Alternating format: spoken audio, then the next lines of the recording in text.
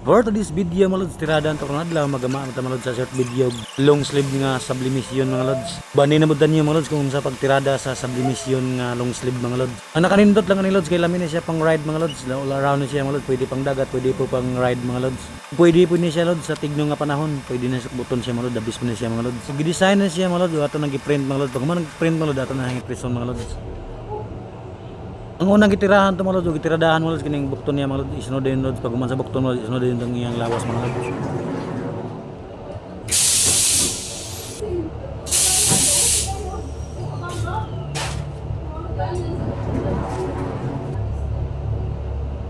Tanawan niya mga lods, nindot kayo ang design niya mga lods.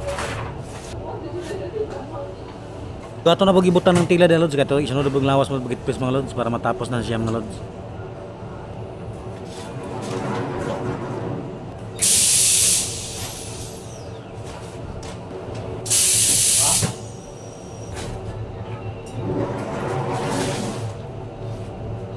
Tanawan niyo mga lods, nindot yung design mga lods, tanawan niyo mga lods.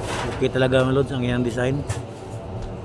Fast forward na mga lods, natapos na itong long sleeve nga sublimission mga lods. Pagkagandang pagka-design mga lods. Abis pang ride mga lods, yan lang po mga lods. Thank you for watching, bye bye po, ang God bless.